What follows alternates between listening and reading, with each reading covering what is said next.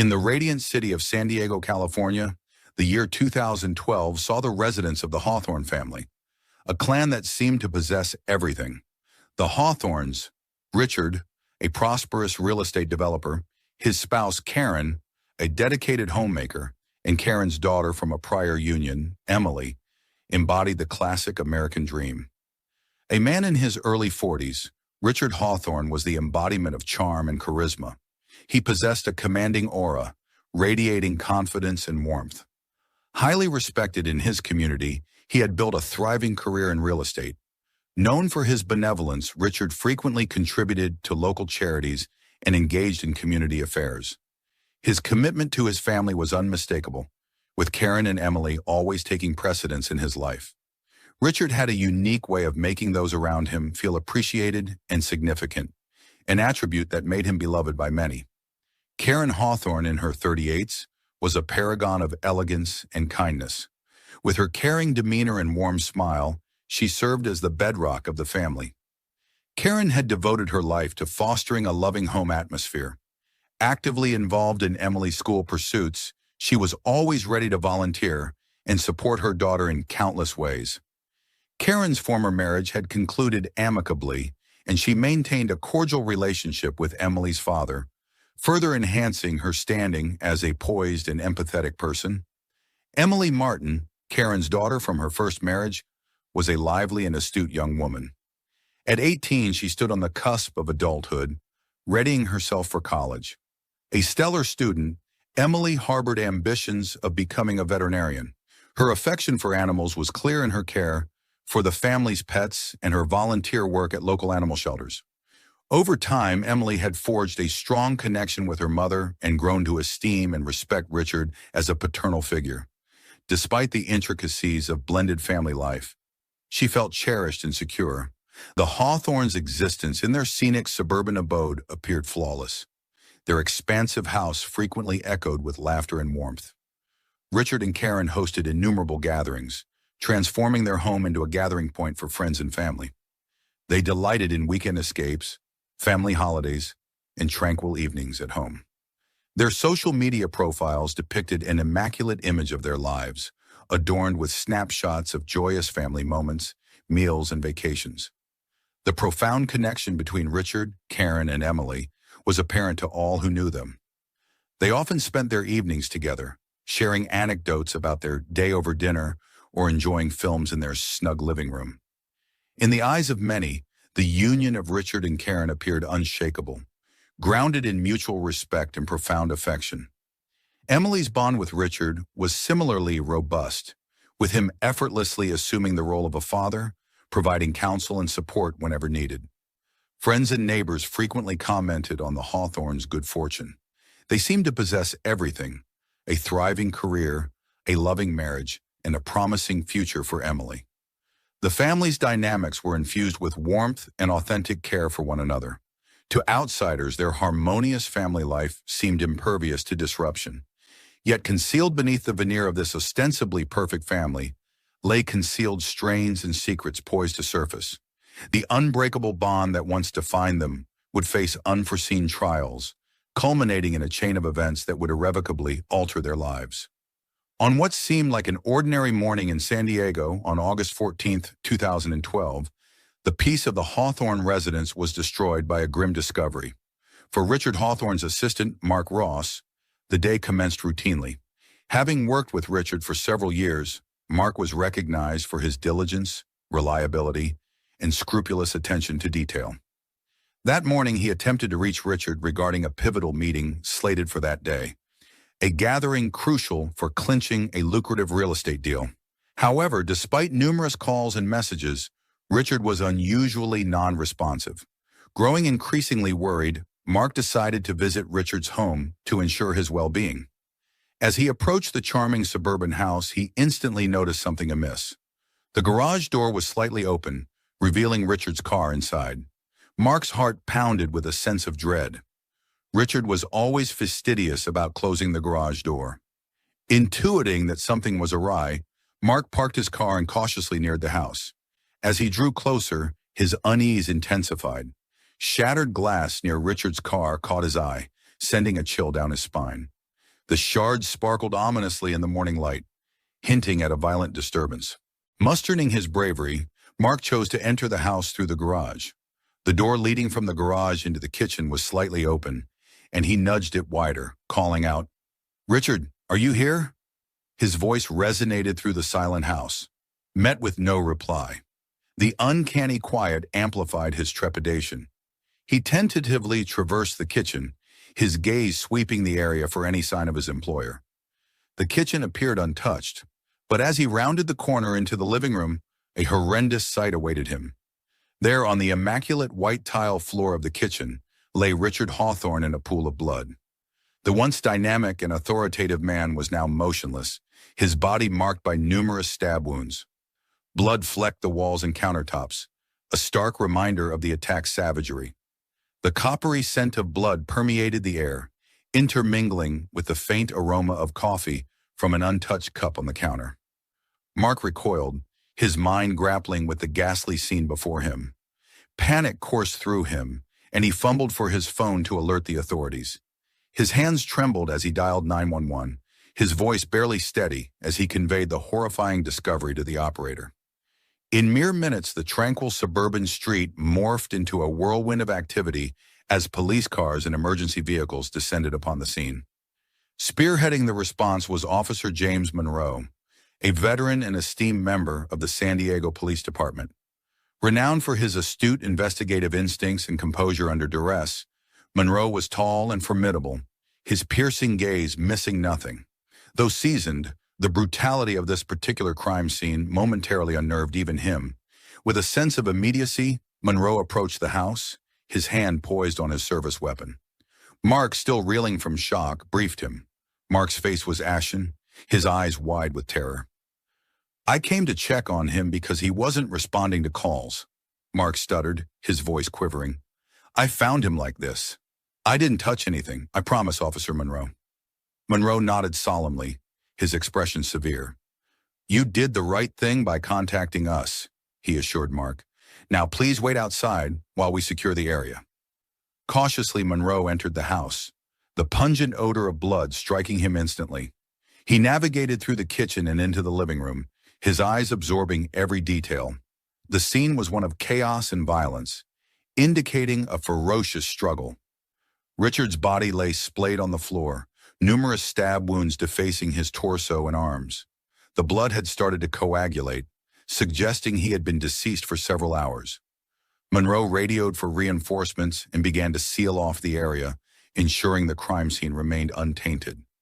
As he scrutinized the surroundings, he noted the shattered glass in the garage and the toppled furniture in the living room.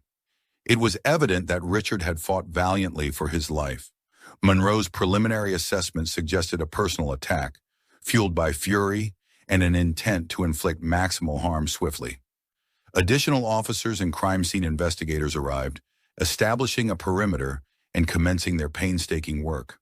The scene buzzed with activity, punctuated by the flashing lights of police cars and the whispers of anxious neighbors gathered at a safe distance. News of the murder spread rapidly, and soon journalists flocked to the site, eager to cover the shocking story. Cameras flashed and reporters vied for positions, keen to capture every detail. Detective Laura Bennett, a seasoned homicide investigator, joined Officer Monroe at the scene. Bennett was celebrated for her incisive mind and persistence, having cracked numerous high-profile cases throughout her career.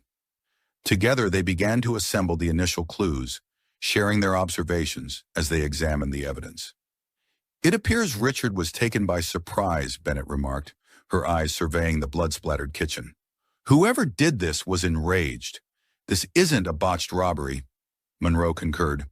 "I've witnessed many crime scenes, but this one is personal.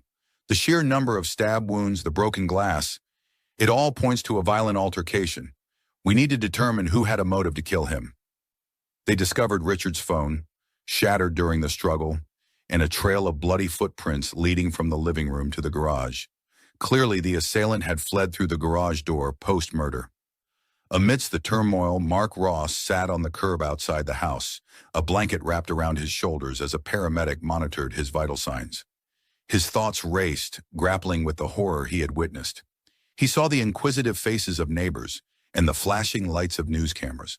The once peaceful street was now a tableau of chaos and bewilderment as the preliminary investigation unfolded. As detectives pieced together a timeline of events preceding the murder, they questioned neighbors who offered fragments of information about any unusual activities noticed in recent days. One neighbor recalled hearing raised voices from the Hawthorne residence the night before, but had dismissed it at the time. Within the house, Detective Bennett uncovered a potential lead. Among the scattered papers on the kitchen counter was an envelope addressed to Richard, bearing an unfamiliar return address. She carefully secured it in an evidence bag, hoping it might yield some insight into who had a motive to kill Richard Hawthorne. Throughout the day, the crime scene investigation persisted, with detectives and forensic experts scrupulously examining every inch of the house. The savagery of the crime had stunned everyone involved, and the quest for answers was just beginning. Richard's murder would soon expose the dark and twisted secrets concealed behind the veneer of the Hawthorne family's seemingly flawless life. The investigation would reveal a tangled web of deceit, betrayal, and forbidden desires that culminated in this violent end. The community of San Diego would be left shaken as the shocking details emerge, forever altering their perception of the Hawthorne family. The preliminary hypothesis that Richard had been attacked by someone harboring a deep personal grudge began to crystallize. However, as the investigation delved deeper into the lives of Richard, Karen, and Emily, the detectives would discover that the truth was far more sinister and intricate than they could have envisioned. On the morning of the tragic day when Richard Hawthorne was murdered, both Karen and Emily Hawthorne were absent from home. Karen was at a charity event she had organized, while Emily attended a friend's birthday party. They had both departed early in the morning, leaving Richard alone in the house. Little did Karen know the idyllic facade of their family life was about to be demolished. As news of Richard's murder spread, the police succeeded in reaching Karen first. She was still at the charity event when she received the call. Her initial reaction was one of shock and incredulity, but she swiftly regained her composure and made her way to the police station. Upon arrival, she was met by Detective Laura Bennett, who had assumed command of the case. Karen appeared visibly distressed, yet surprisingly composed.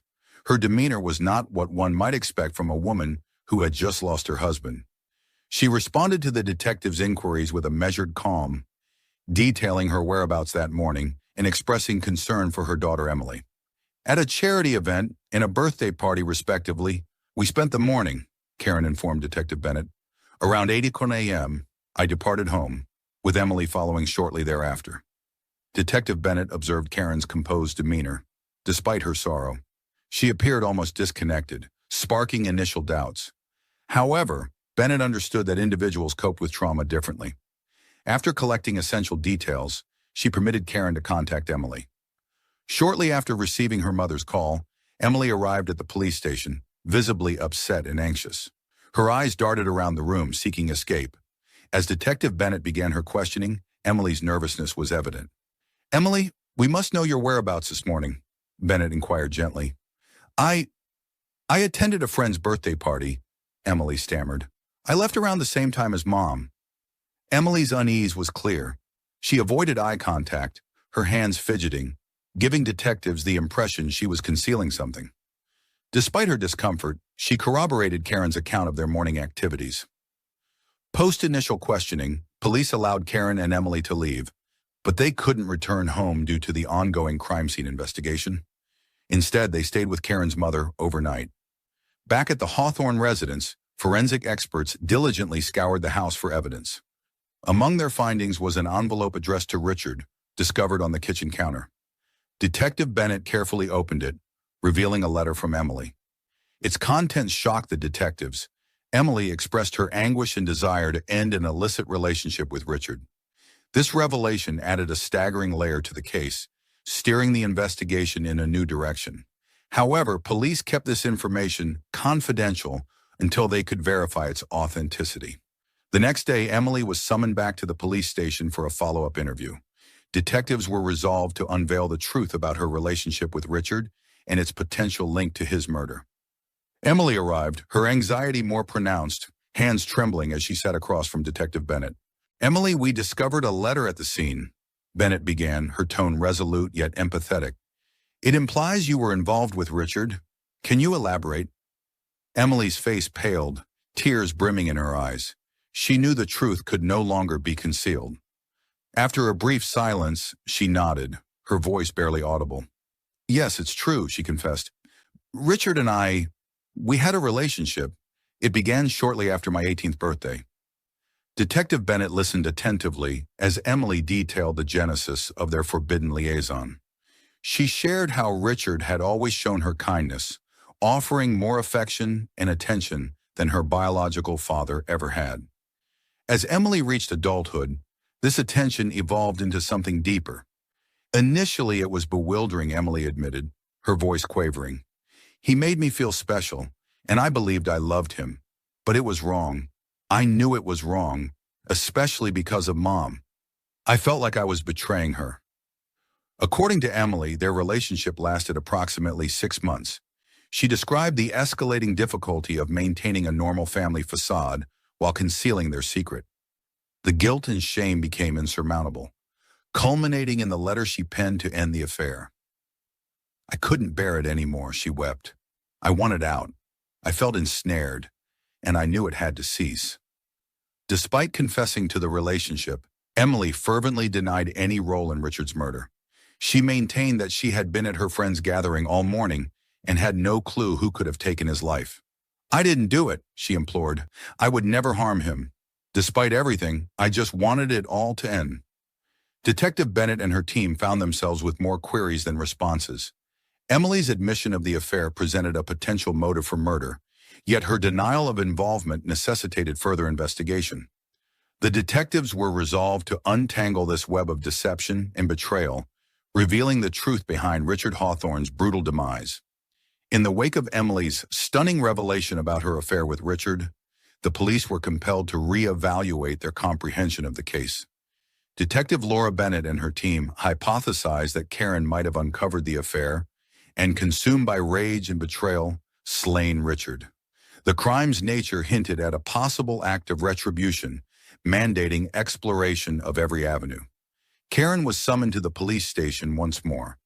As she sat in the interrogation room, her expression was a blend of bewilderment and apprehension. She had been cooperative during the initial inquiry, but this time, the detectives possessed far more disturbing information to confront her with. Karen, Detective Bennett commenced, her tone grave yet empathetic. We have discovered some new information we need to discuss with you. Concerning Emily and Richard? Karen's eyes widened with concern. What about them? What's happening? Drawing a deep breath, Detective Bennett chose to reveal everything.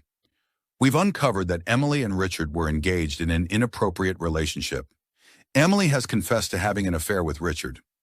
Silence momentarily enveloped the room. Shock registered on Karen's face, her eyes welling with tears as she shook her head in denial. No, that can't be true. It's impossible, she whispered. I'm afraid it is, Bennett responded gently. Emily confirmed it herself. Karen's shock swiftly morphed into a torrent of emotions. She wept inconsolably, her sobs resonating in the small space. Clutching her chest, she seemed to try to hold herself together. How could he? How could they? Her sobs transformed into angry outbursts. That bastard! I trusted him. I trusted both of them, she cried, her voice cracking. He betrayed me, and she's my daughter. The detectives gave Karen time to regain her composure. Once calm, Bennett resumed the interrogation, aiming to gather Karen's perspective. Karen, I comprehend how difficult this is, Bennett said softly, but we need to know what you were aware of regarding their relationship. Did you ever harbor any suspicions? Karen dabbed her tears, taking deep, quivering breaths. I didn't know for certain, but I had my doubts over the past month. I noticed Emily acting differently. She was distant, secretive. I tried talking to her, but she always dismissed me. She paused, gathering her thoughts. And Richard, he was behaving strangely too.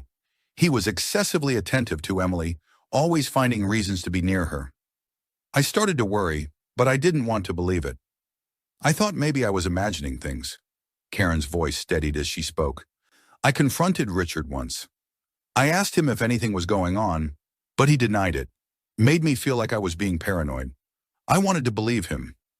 Detective Bennett nodded, jotting down notes. Karen, where were you on the morning of Richard's murder?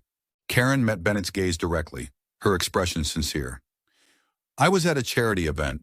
You can verify it with the organizers. They'll corroborate my presence. I have witnesses who saw me there all morning. The detectives noted her alibi, which appeared solid. They lacked immediate evidence directly linking Karen to the crime scene.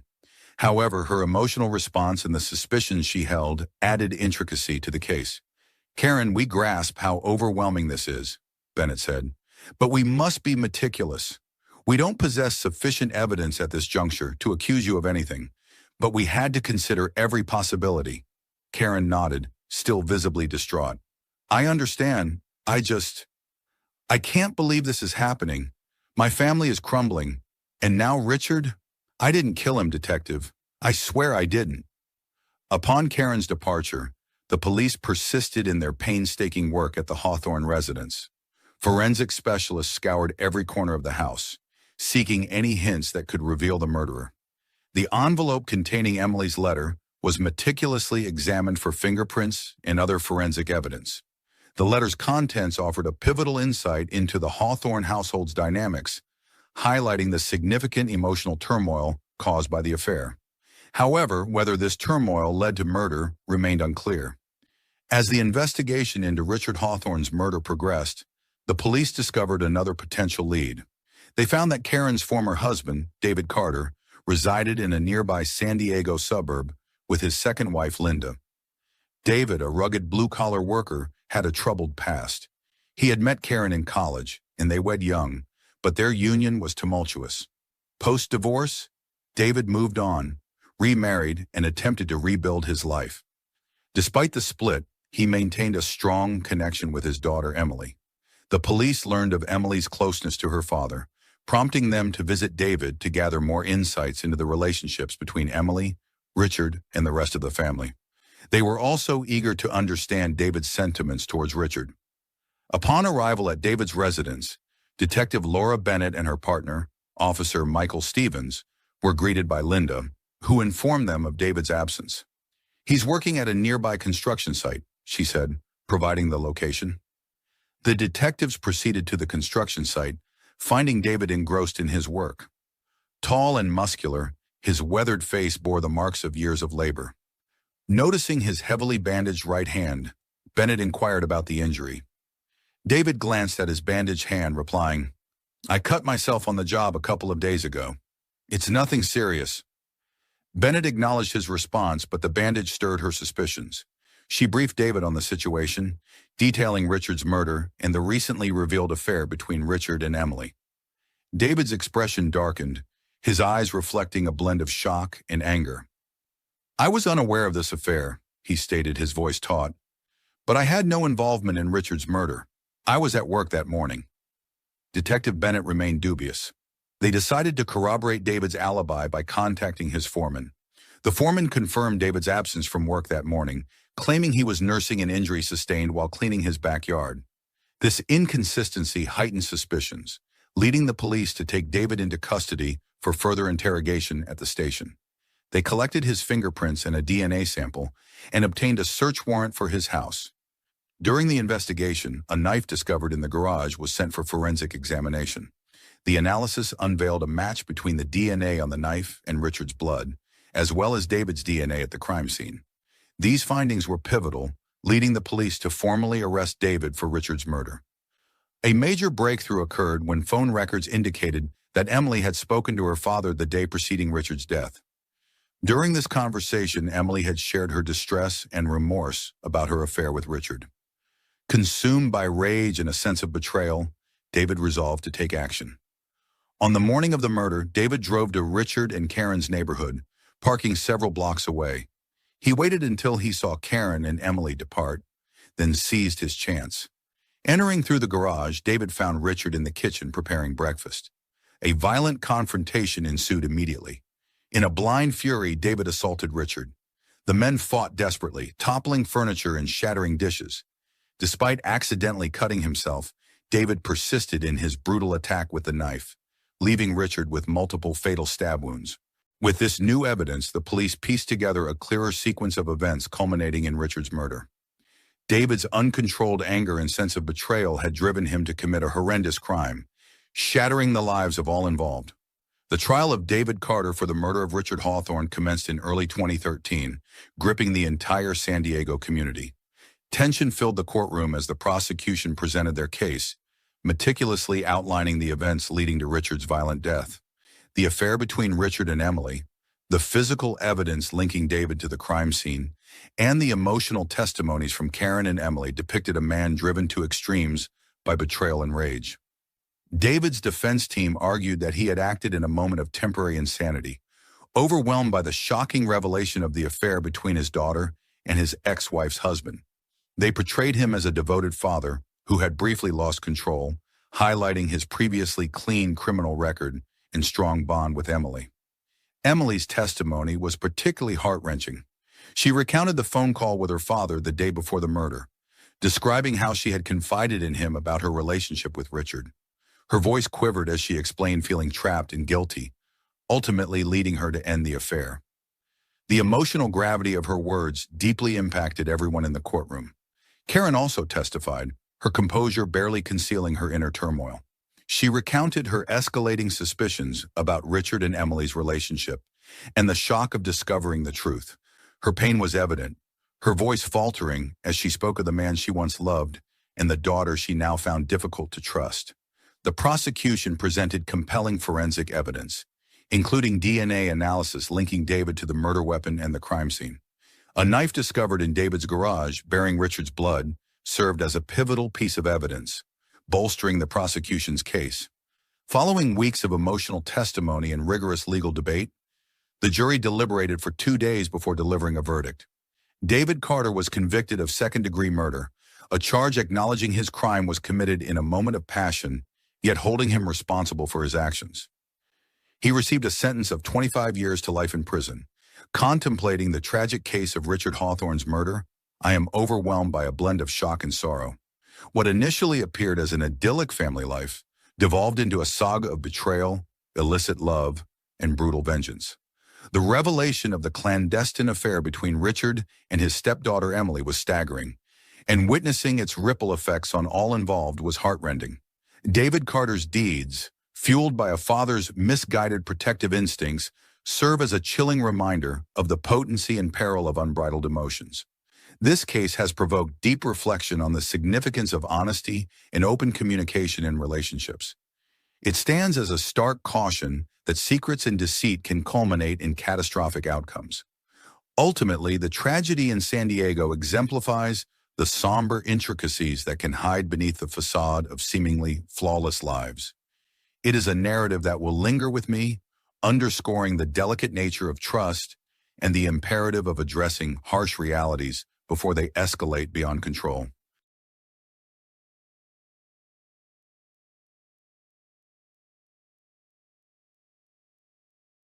In the picturesque and tranquil suburb of Collinsville, Illinois, an event transpired on August 15, 2017, that would send ripples of shock through the close-knit community, leaving no resident untouched.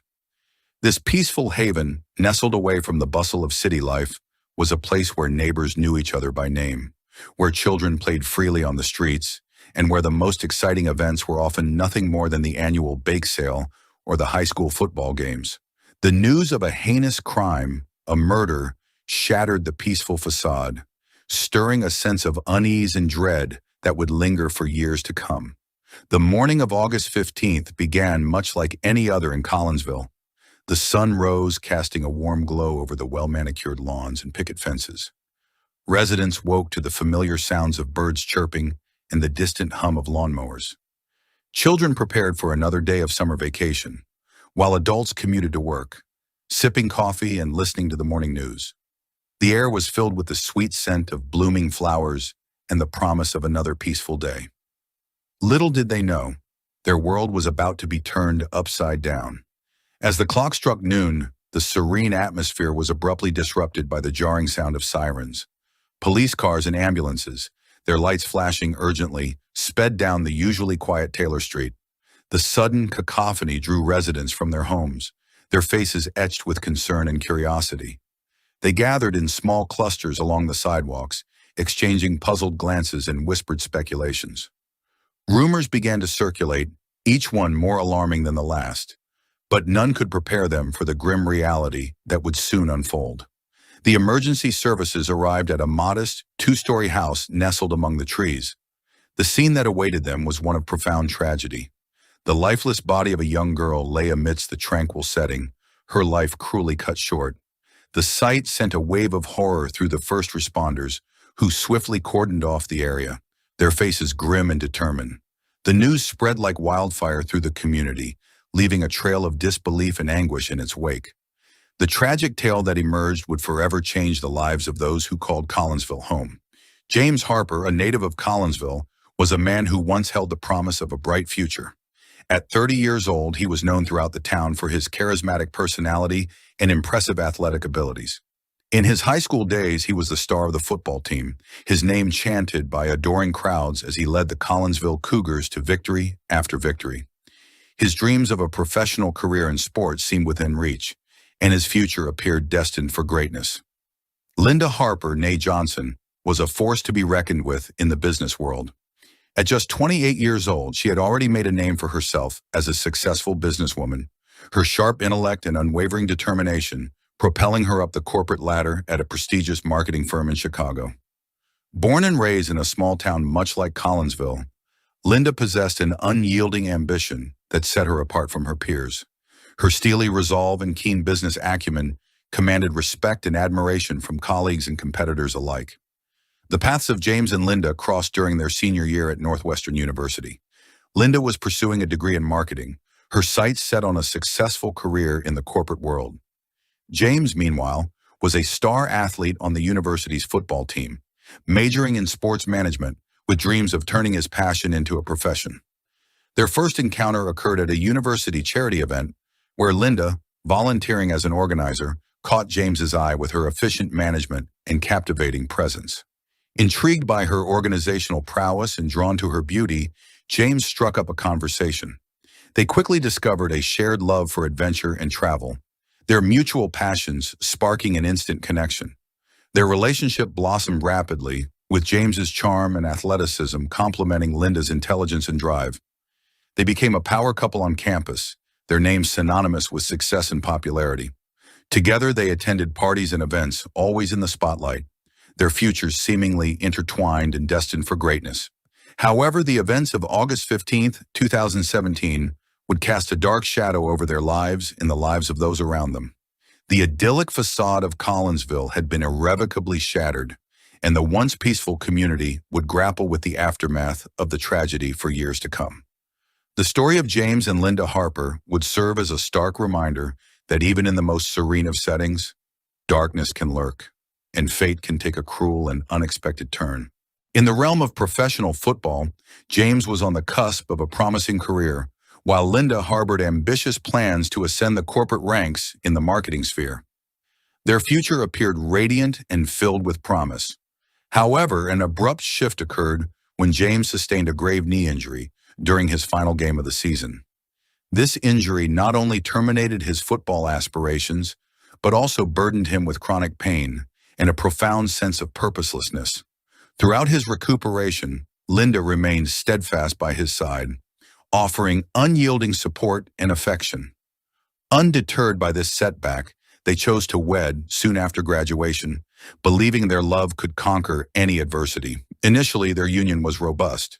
They settled into an expansive and opulent home in Collinsville, Illinois, boasting a generous backyard and a shimmering swimming pool. Linda swiftly ascended the corporate ladder at a distinguished marketing firm in Chicago, securing a lucrative position that enabled them to uphold their extravagant lifestyle. Meanwhile, James floundered, unable to pursue his dream of professional football. He undertook various jobs, none of which endured due to his physical constraints and mounting exasperation. As time wore on, the equilibrium in their relationship began to alter. Linda's career thrived, requiring lengthy hours and frequent travel. Conversely, James grew increasingly morose and resentful. He grappled with his new reality, feeling emasculated by his inability to contribute financially. The once dynamic and adventurous man morphed into a mere specter of his former self, consumed by acrimony and self-commiseration. With Linda often absent for work, James sought refuge in the company of his friends. Their residence, with its alluring pool and spacious backyard, became a frequent gathering spot. James hosted get-togethers, inviting his friends for barbecues and pool parties. These events often involved copious drinking and computer gaming, providing a transient respite from his feelings of inadequacy. The air resonated with laughter and the clinking of glasses, veiling the underlying strain in his life. James's companions were an eclectic mix of local acquaintances, many sharing his enthusiasm for gaming and socializing. They would while away hours by the pool, basking in the sun, indulging in beer, and engaging in animated discussions about sports and life. Inside the house, James would retreat to his gaming setup, losing himself in virtual realms where he could briefly forget his frustrations.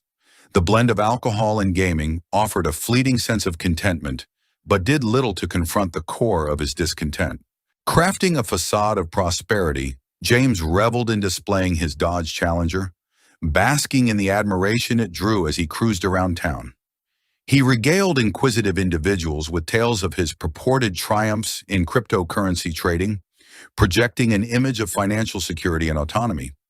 Yet his actual involvement in cryptocurrency was scant and erratic, more a pastime than a genuine income source. The luxurious car and the guise of a successful trader were elements of a persona he cultivated to conceal his deep-seated insecurities. The Harper residence, a monument to Linda's diligence and accomplishments, presented a jarring contrast to James's inner turmoil. The expansive, contemporary home boasted all the hallmarks of affluence: meticulously landscaped grounds, an immaculate swimming pool, and tastefully appointed interiors. To outsiders, the Harpers embodied the quintessential American dream, a flawless couple enjoying the fruits of their labor. However, beneath this veneer, their union was crumbling. James's animosity towards Linda intensified daily. He begrudged her success and her role as the principal wage earner, feelings that left him emasculated and inconsequential. As he witnessed Linda's ascent, his self-esteem plummeted, mired in a cycle of purposelessness.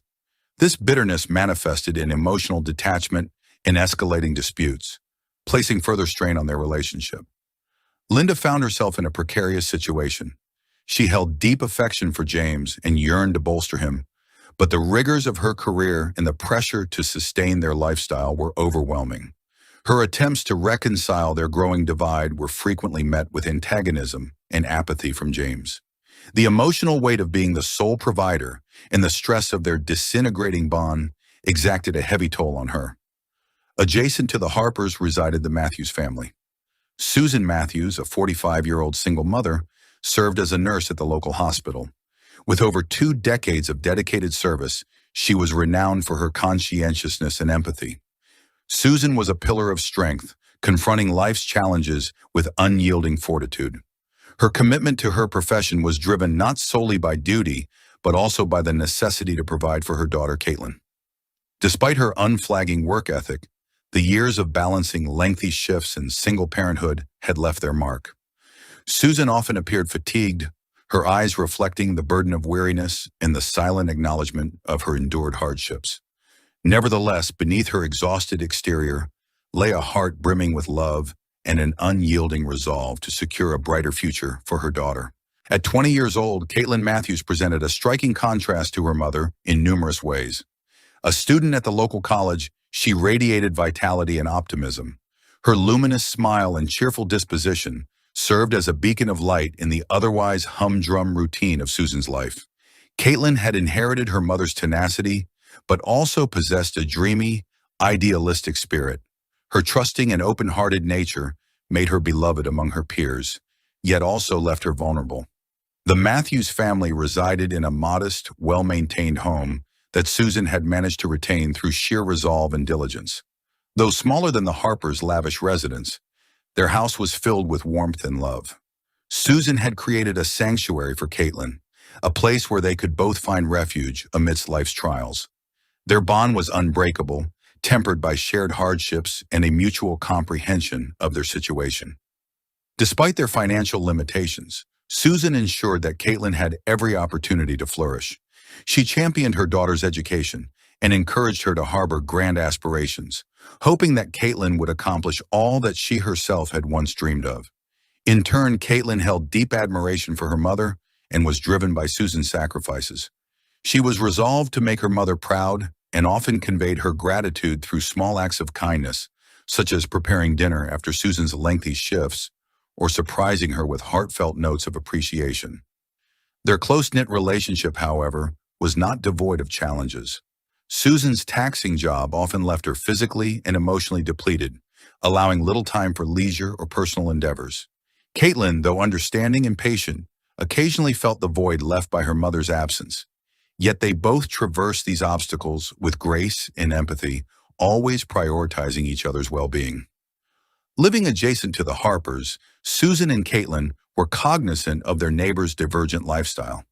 The Matthews' simple, industrious life stood in stark contrast to the Harpers' ostensible affluence and extravagance.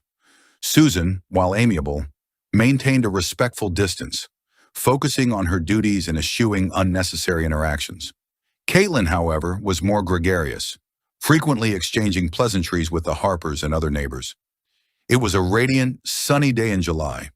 The sky was a resplendent blue, dotted with a few wispy clouds drifting languidly across it.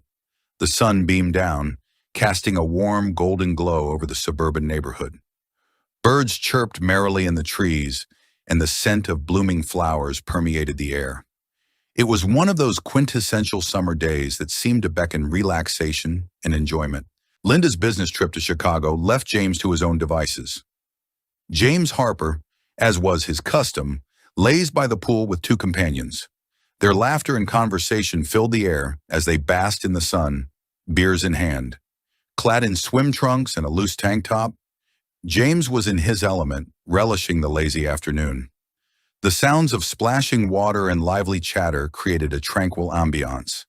Next door, Caitlin Matthews tended to her mother's garden, watering the vibrant blooms in their backyard. She wore a simple sundress, her hair pulled back in a ponytail, humming a tune as she moved from plant to plant. Her mother, Susan, was at work, leaving Caitlin to care for the house. Noticing Caitlin over the fence, James decided it was time for a proper introduction. He had seen her before, but they had never truly spoken. Intrigued, he felt a sudden urge to know her better. Setting his beer down, he approached the fence and called out to her. "Hey, Caitlin, right?" James said with a warm smile. "Why not take a break and join us by the pool? We've got plenty of cold beer and good company." Caitlin looked up, startled. She hadn't expected James to speak to her, let alone invite her over. Glancing at the two men by the pool, she felt a twinge of hesitation. "Oh, thanks, but I should probably finish up here," she replied, trying to hide her nervousness. James wasn't one to surrender easily. "Come on, it's a gorgeous day. Just for a couple of hours, you deserve a break too," he persuaded, his tone inviting. Caitlin bit her lip, wavering between her initial reluctance and growing curiosity. Her mother was at work, and she had no pressing tasks. Perhaps a little relaxation wouldn't hurt. She finally agreed, "All right, just for a little while," setting the watering can aside. James's face brightened with a victorious smile.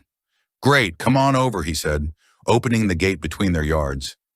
Caitlin walked over, feeling a mix of excitement and apprehension. James introduced her to his friends, who welcomed her with friendly smiles. They handed her a cold beer, and soon she found herself sitting by the pool, chatting and laughing with them.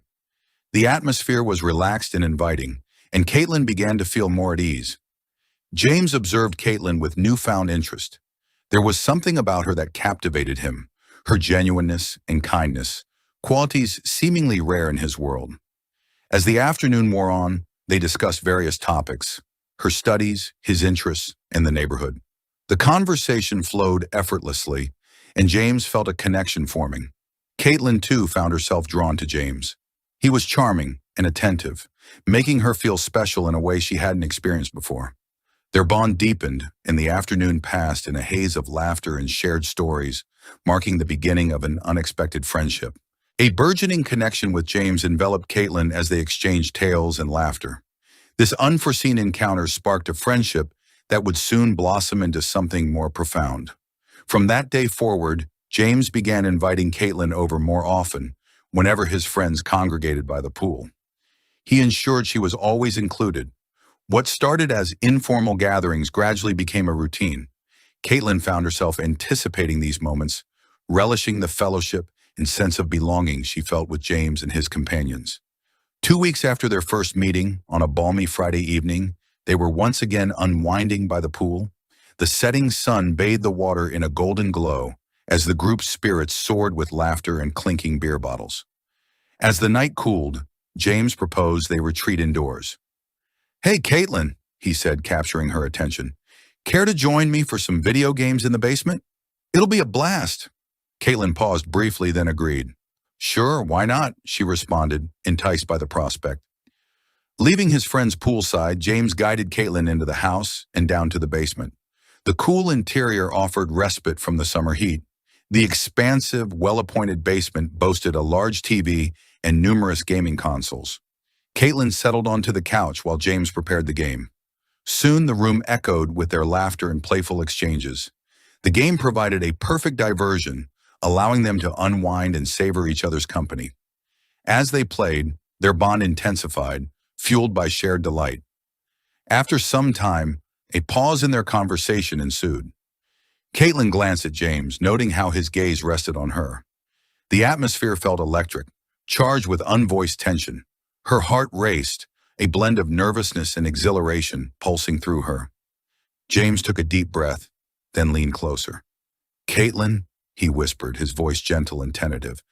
I've been wanting to do this for some time."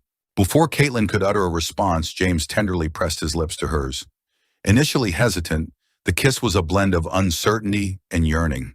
Caitlin's surprise swiftly transformed into a surge of emotions, a spark of passion intertwined with vulnerability.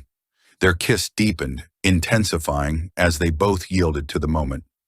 When they finally parted, breathless and flushed, Caitlin gazed into James's eyes, mirroring her own confusion and desire. The kiss had stirred something within her, a mix of exhilaration and a twinge of guilt and uncertainty. James, too, wrestled with his feelings. He was drawn to Caitlin powerfully, but also felt a sense of inner turmoil. He understood the risks, yet the connection between them was undeniable. This kiss had brought them closer, marking the onset of a complex and stormy relationship.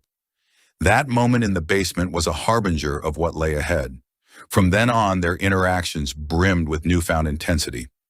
James continued to invite Caitlin over, their time together becoming more frequent and intimate.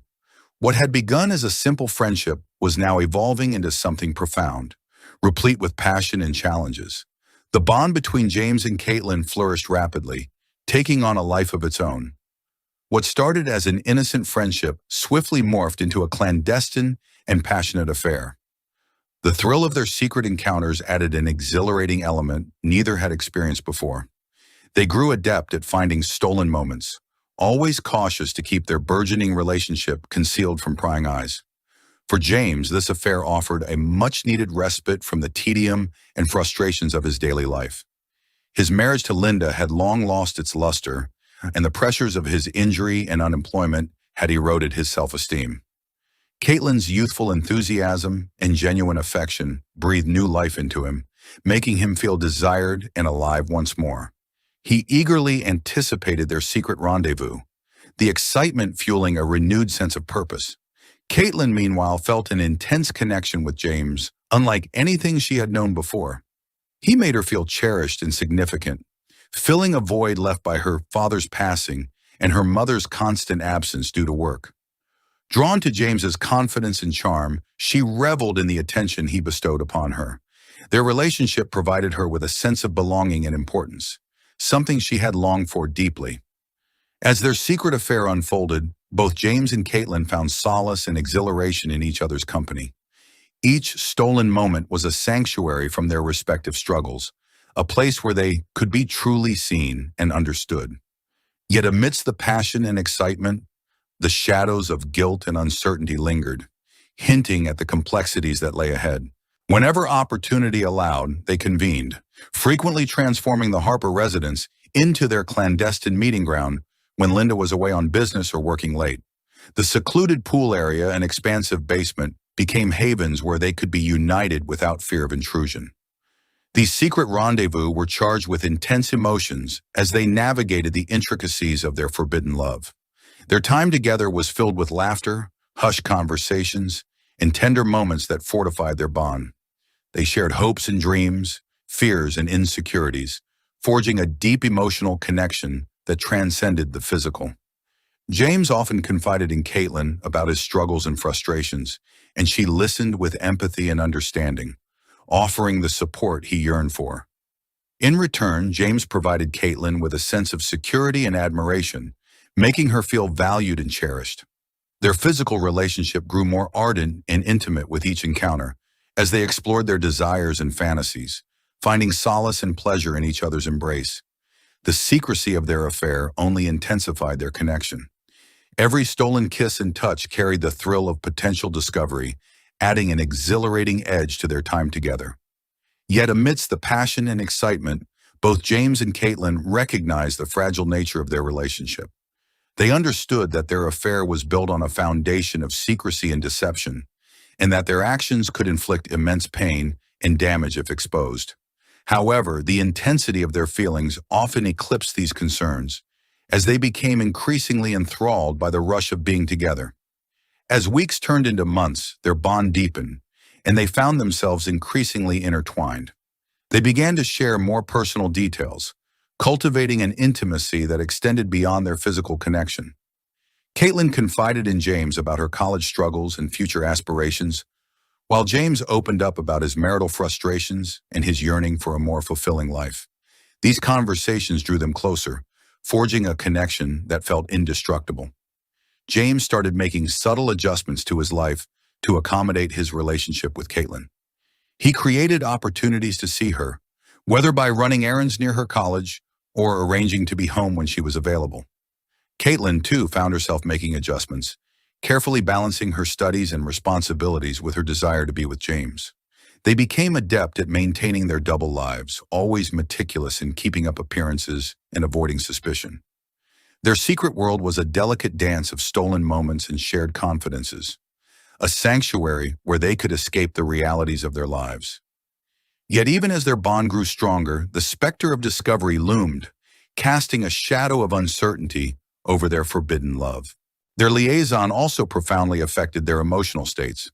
For James, the affair was a much-needed boost to his confidence and self-esteem. He felt revitalized and inspired, as if granted a second chance at happiness. Caitlin, meanwhile, experienced a sense of contentment and joy she had never known before. Their time together was a source of solace and excitement, helping them navigate the trials and tribulations of their daily lives. Despite their vigilance, the strain of keeping their secret began to weigh heavily. The constant need for secrecy and the fear of exposure created an underlying tension that was hard to dismiss. Both James and Caitlin grew more cautious, always alert for signs of suspicion from those around them. They understood that their affair could not remain hidden indefinitely, but neither was willing to relinquish the connection they had forged. As their relationship deepened, the emotional stakes escalated. They found themselves envisioning a future together, imagining a life where they could openly express their love without fear of judgment or repercussions. These daydreams offered a temporary respite from the reality of their situation, allowing them to indulge in the possibility of a different existence. However, the harsh truth of their circumstances hung over them, a constant reminder of the potential fallout of their actions. Their relationship also began to influence their interactions with others. James struggled to maintain his composure around Linda, the guilt of his infidelity gnawing at his conscience. He became more distant and irritable, often snapping in frustration. Caitlin, too, found it challenging to conceal her feelings, finding it difficult to concentrate on her studies and maintain her relationships with friends and family. One evening, Linda returned from a business trip earlier than anticipated, hoping to surprise James. She had planned this spontaneous gesture to rekindle some passion in their strained marriage. As she quietly entered the house, Linda noticed the unusual silence, expecting to find James in his usual spot by the pool or in the living room.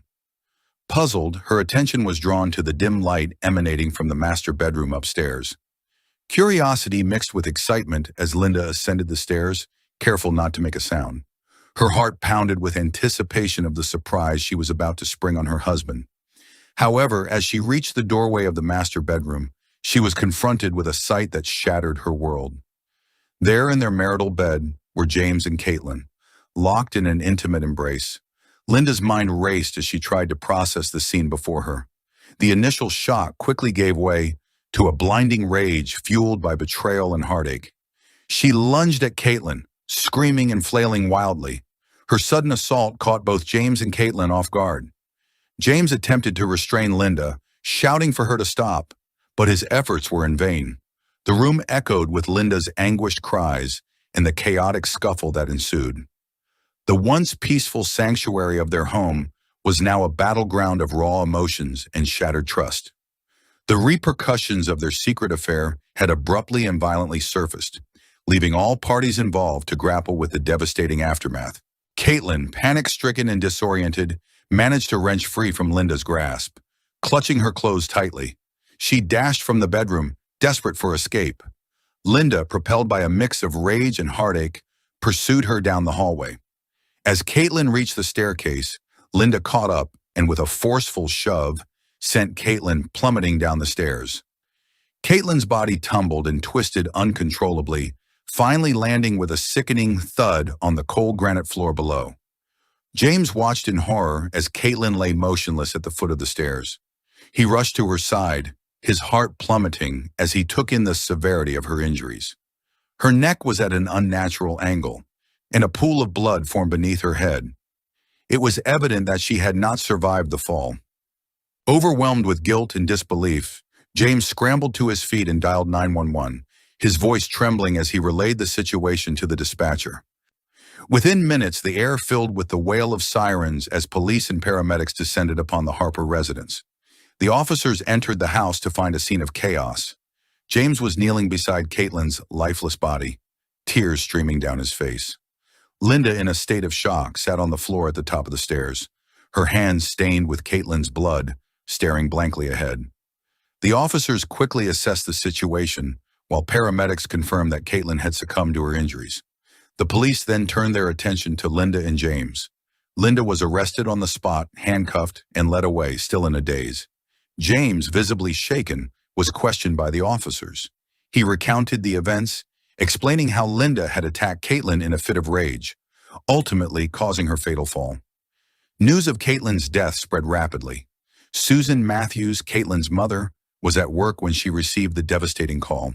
Her colleagues tried to console her as she broke down in tears, the reality of her daughter's death hitting her like a tidal wave. The heartbreak and anguish were palpable as Susan struggled to grasp the loss of her beloved daughter. Back at the Harper residence, the police conducted a meticulous investigation. They documented the scene, taking photographs and collecting evidence. The once tranquil and elegant home was now a crime scene, marred by the tragedy that had unfolded within its walls. The stark contrast between the former serenity and the current chaos underscored the devastating impact of the events that had transpired. As the investigation continued, the weight of the tragedy hung heavy in the air, a grim reminder of the lives forever altered by the day's harrowing events. The trial evolved into a media spectacle, meticulously covered by local outlets. Journalists and camera crews congregated outside the courthouse, eager to capture every nuance of the case that had stunned the community. Inside the courtroom, emotions surged as the grim particulars of that fateful day were recounted. Linda's defense centered around her claim of temporary insanity, asserting that she had acted in a moment of uncontrollable rage upon discovering her husband's infidelity. Her lawyers argued that the shock and betrayal had overwhelmed her, leading to her violent outburst. Linda herself appeared fragile and remorseful, her once composed demeanor shattered by the gravity of her actions. Despite the emotional testimonies and pleas for leniency, the prosecution presented a starkly different narrative. They emphasized the premeditated nature of Linda's attack, highlighting her pursuit of Caitlin and the fatal push down the stairs. James's testimony against Linda proved pivotal as he recounted the horrific events and the deliberate nature of her actions. The jury was shown graphic evidence, including photographs and witness accounts. leaving little room for doubt. After weeks of intense deliberation, the jury found Linda guilty of first-degree murder under Illinois state law. The judge, acknowledging the severity of the crime, sentenced her to life imprisonment without the possibility of parole, as mandated by state statutes for premeditated murder.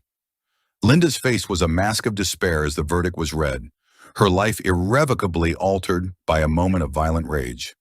James, grappling with his own guilt and grief, was left to pick up the shattered remnants of their lives. He inherited his wife's substantial estate, including their lavish home and assets. However, the material wealth offered scant comfort. Haunted by memories of Caitlin and the knowledge that his actions had led to such a tragic end, James found himself isolated and consumed by regret. The life he had once known was gone, leaving him to confront a future marred by loneliness and sorrow. Witnessing the case of Linda Harper unfold was a chilling experience. Seeing her life spiral into violence and culminate in such a brutal act was shocking. Her vicious attack on Caitlin Matthews, fueled by rage over the affair with her husband James, resulted in a conviction for first-degree murder. The courtroom testimonies and evidence left no doubt about her guilt. Linda's life sentence without parole felt just, yet the tragedy left an indelible mark on all involved. James's guilt and isolation, despite inheriting the estate, underscored the profound scars left by this devastating series of events. The trial served as a stark reminder of the destructive power of jealousy and betrayal, and the irreparable damage they can inflict on lives and communities. In the bucolic, serene town of Cedar Grove, the horrifying murder of Henry Callahan sent seismic shockwaves echoing through the community. The seemingly peaceful, close-knit suburban enclave was torn asunder by a crime fueled by passion and betrayal, revealing the dark secrets hidden beneath the surface of apparently idyllic lives. As the tempest unfolded in August 2015, the Callahans found themselves at its very center. Henry, a charismatic and shrewd 50-year-old real estate magnate, renowned for his business prowess, and Clara, a stylish and enchanting 48-year-old boutique owner, celebrated for her fashion sense and magnetic personality, had been esteemed figures in the community for over 15 years. Their marriage was regarded as perfect, almost too perfect, by all who knew them. They were intimate friends with their next-door neighbors, the Parkers, Simon, an erudite university professor, and Emily, a talented landscape architect. The Parkers, along with their 21-year-old son Jerry, had recently moved to Cedar Grove, seeking refuge from the chaos of urban life and yearning for a quieter existence. Little did these neighbors know that their lives were about to be catastrophically upended. In truth, this description barely scratches the surface. Their lives were about to shatter in a manner that would send reverberations throughout the community and even the country. Henry Callahan had always been a man driven by ambition. Born into a middle-class family in Detroit, he propelled himself up the real estate industry ladder through sheer force of will, intelligence, and a potent combination of charm and relentless determination. By his early 40s, he had constructed a formidable real estate empire, his name becoming synonymous with success, and he was the sort of man that everyone aspired to be associated with. Clara, on the other hand, came from a privileged background. The daughter of a renowned author and a classical pianist, she was raised in an environment that valued culture and refinement.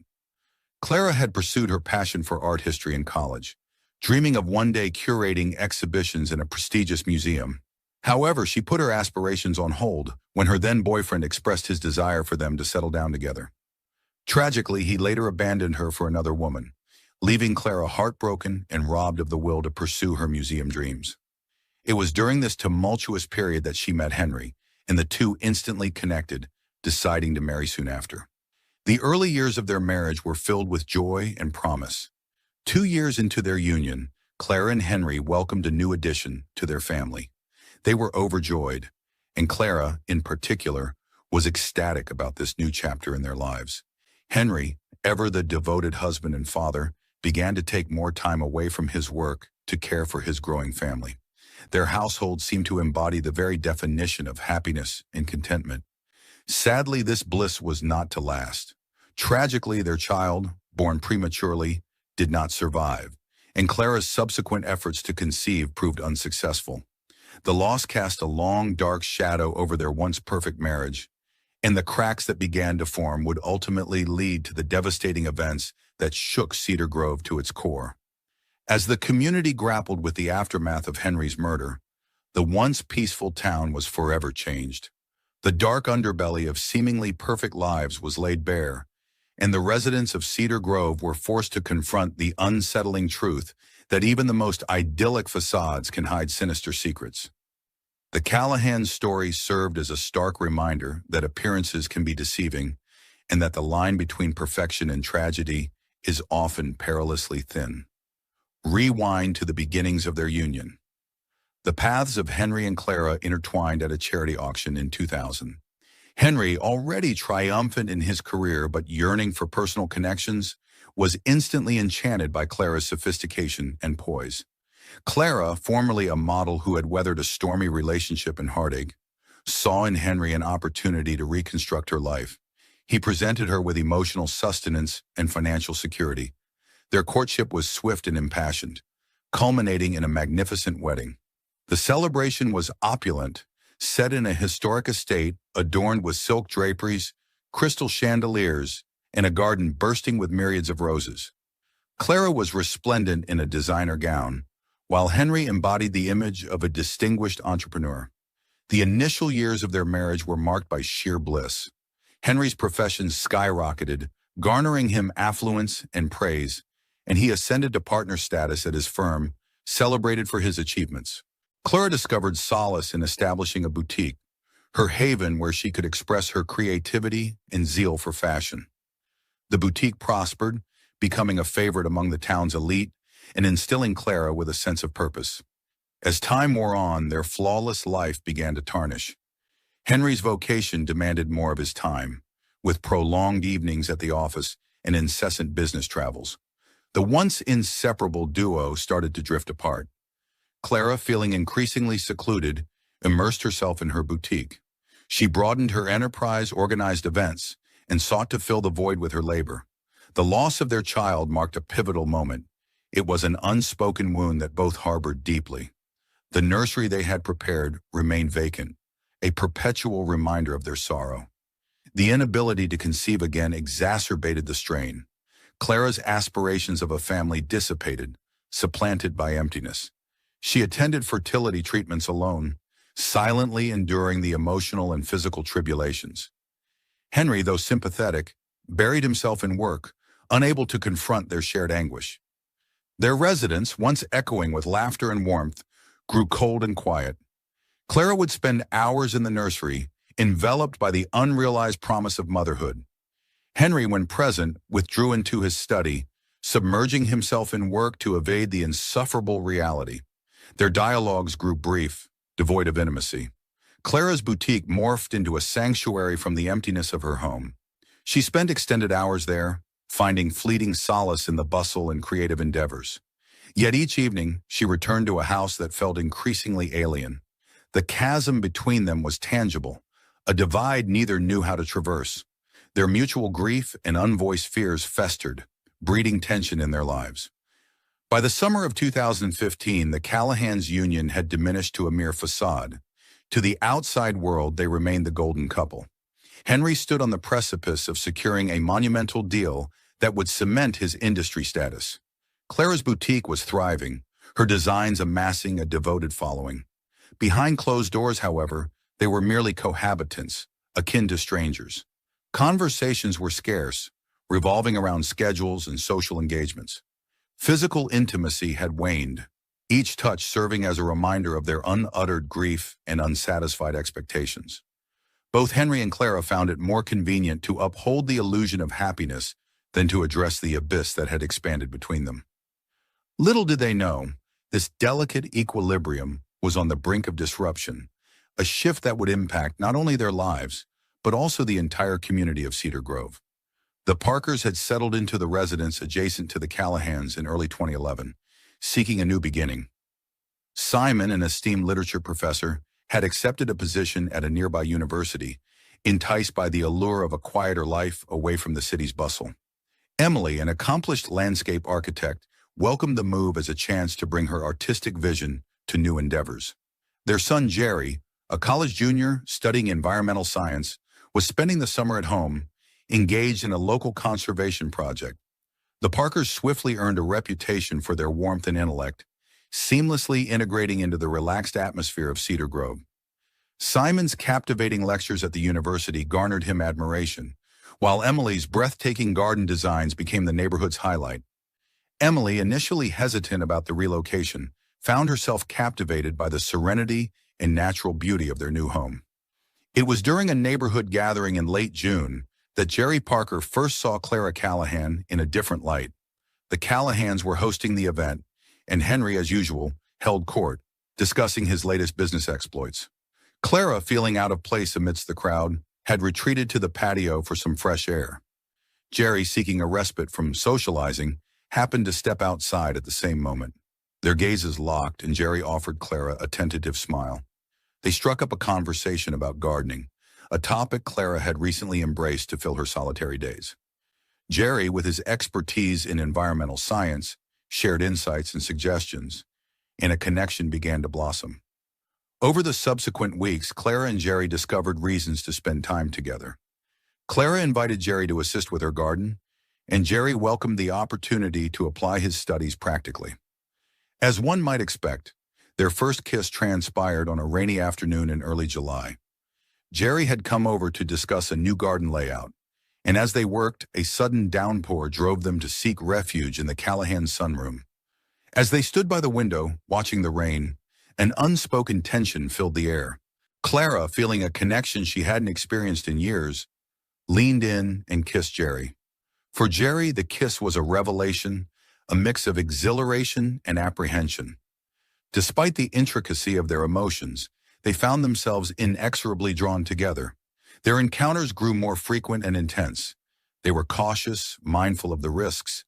Their meetings were clandestine, often taking place in Clara's boutique or secluded spots around town. Yet as the summer wore on, maintaining their secret became increasingly challenging. They narrowly avoided detection on several occasions. Close calls and near discoveries heightened their anxiety, but the intensity of their emotions kept them returning to each other. Clara felt a renewed sense of joy and passion, something utterly distinct from her life with Henry. Jerry, enchanted by Clara's elegance and the thrill of their forbidden relationship, found himself developing genuine feelings, falling deeper and deeper for the older married woman. August 10th, 2015 dawned as another scorching summer day in Cedar Grove. For Henry Callahan, this day was critical. A vital meeting loomed, one that could solidify his most significant deal to date. Departing early, he left Clara lost in thought, still tucked in bed. Knowing Henry would be absent all day, Clara sent a text to Jerry inviting him over. Jerry, increasingly uneasy with his feelings for Clara, recognized that this love, albeit genuine, was irrational. He resolved to end the affair and saw the message as a chance to confront his emotions. He responded, agreeing to meet. The day crept by for both of them. Clara went through the motions at her boutique, preoccupied and anxious. Jerry, engaged in his conservation project, struggled to concentrate. At 1:30 p.m., Jerry approached the Callahan residence, his heart racing. Clara greeted him with a nervous smile, guiding him to the sunroom where their first kiss had occurred. Jerry started to speak, but Clara, misreading his hesitation, silenced him with a kiss. Despite their reservations, they succumbed to the moment, their longing for each other eclipsing their doubts. Across town, Henry Callahan sat in his office, his exasperation growing. The figures for his deal weren't adding up, and he braced himself for a long night of revisions and negotiations. Henry made an impulsive decision. He would return home, regroup, and gather his thoughts before heading back to the office to wrap up before dinner. At 2:15 p.m., his car pulled into the driveway of their lakeside home in Crestwood. Noticing Jerry Parker's rustic truck parked nearby, he dismissed it, assuming Jerry was assisting Clara with some chores. As he unlocked the front door, the house was silent, yet something felt amiss. A half-empty glass of orange juice sat on the kitchen counter, striking him as odd since Clara disliked orange juice. Then he heard it, a muffled sound emanating from upstairs. Brow furrowed, he ascended the stairs. the noise intensifying as he neared the master bedroom. What he witnessed upon opening the door would be indelibly etched into his memory. His wife, the woman he had cherished for 15 years, was in their bed with Jerry Parker, the 21-year-old neighbor's son, whom he had least suspected of being close to her. Henry's astonishment morphed into fury. Without a moment's thought, he lunged forward, bellowing and demanding to know what they were doing. Jerry panicked, scrambled off the bed, toppling the nightstand in his haste. Clara shrieked, attempting to cover herself with the sheets. Driven by wrath, Henry seized Jerry by the collar, hauling him off the bed. Jerry flailed, gasping, pleading that he could explain, but Henry was beyond reason, his fists lashing out. Amidst the chaos, Jerry's hand found the heavy lamp on the bedside table. Propelled by desperation, he swung it wildly. The lamp struck Henry's head with a sickening thud. Henry staggered, his eyes wide with shock and betrayal, before crumpling to the floor. An eerie silence descended upon the room. Clara's screams shattered the quiet as she struggled to cover herself and comprehend what had just transpired. Blood pooled swiftly around Henry's motionless form. Jerry dropped the lamp, his hands trembling, horror and disbelief etched on his face. He looked at Clara, his voice barely audible. "What have we done?" Clara, her voice quivering yet resolute, insisted they conceal the body. She declared that she couldn't let Jerry go to jail, her eyes wild with fear. Jerry nodded numbly. They hastily dressed, their minds racing with panic and dread. Wrapping Henry's body in a sheet, they struggled under its weight as they carried it downstairs. Each step was filled with anguish and remorse. Finally, they managed to hoist Henry's body into the bed of Jerry's truck, panting from the exertion. Clara drove Henry's car to a nearby parking lot, leaving it there to create the illusion that he had gone out. She then returned home where she and Jerry began the grim task of cleaning up the blood. Every wipe of the cloth felt like a betrayal, the scent of bleach intermingling with their guilt. The master bedroom, once a sanctuary, now felt like a crime scene. For 2 days, Clara and Jerry steered clear of each other, the weight of their secret bearing down on them. Clara fielded calls from Henry's office, informing his colleagues that he was away on a business trip. But when Henry failed to appear for a crucial meeting, his office dispatched someone to the house to check on him. The HR manager stood at the door, suspicion clouding his eyes as he inquired why she hadn't filed a missing person report.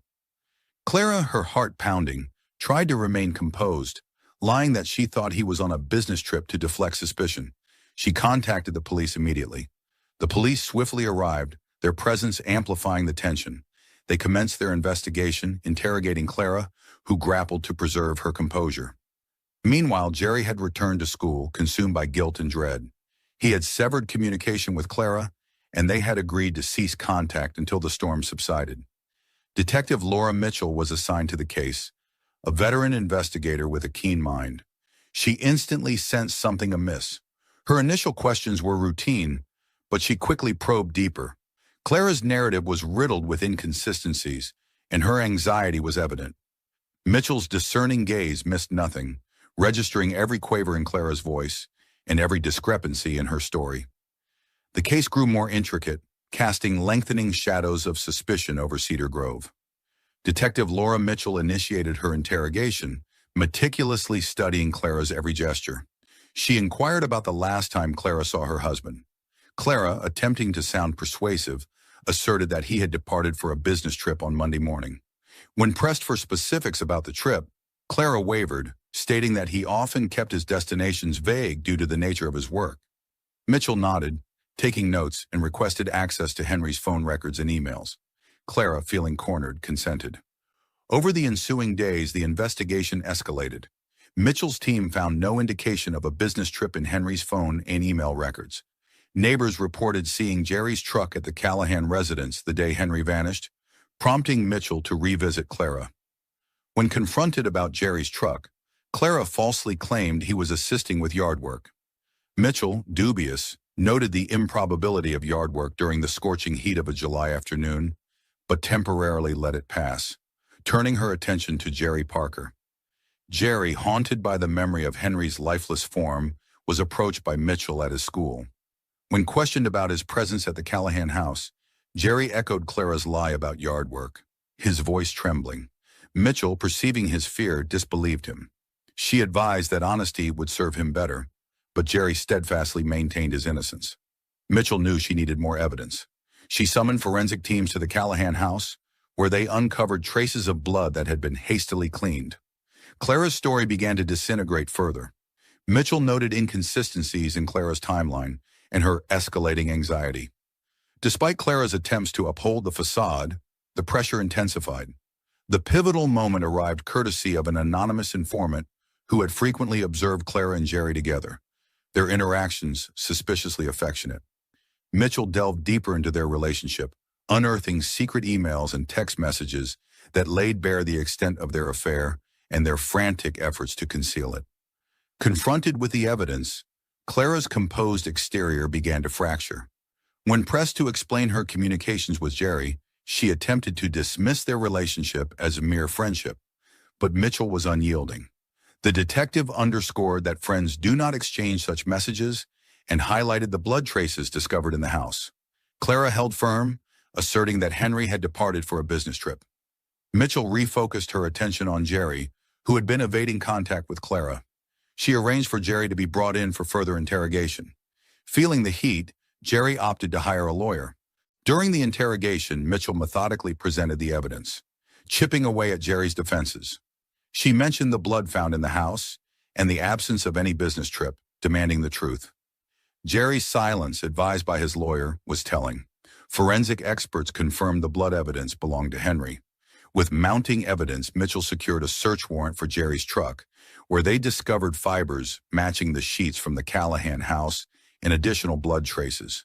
Henry's body was found in a nearby parking lot, hastily concealed. Armed with irrefutable evidence, Mitchell swiftly moved to arrest Clara and Jerry. Clara was taken into custody, her face a picture of resignation, while Jerry was arrested, his fate sealed by the overwhelming proof of their crime.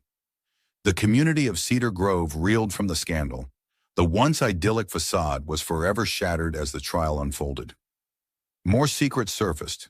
Henry's colleagues testified about his escalating stress and frequent arguments with Clara. Neighbors recounted the tension they had sensed in the Callahan household. The jury grappled with a complex web of motivations and actions, each thread leading to the tragic denouement. Clara took the stand, her composure crumbling under the weight of her guilt. She confessed to the affair, but maintained she never intended for Henry to die. She recounted the moments leading up to Henry's death, describing how Jerry, in a state of panic, had grabbed the lamp. Jerry, barely holding back tears, narrated the fateful day with a mix of remorse and sorrow. He detailed the confrontation with Henry, the struggle, and the moment he struck Henry in a blind panic. Jerry's parents sat in the courtroom, their faces etched with grief and disbelief. They listened as their son recounted how he had become entwined in Clara's life and how his actions had resulted in Henry's death. The sorrow on their faces was palpable, a stark contrast to the stoic facade Jerry strove to maintain. Mitchell's testimony proved pivotal.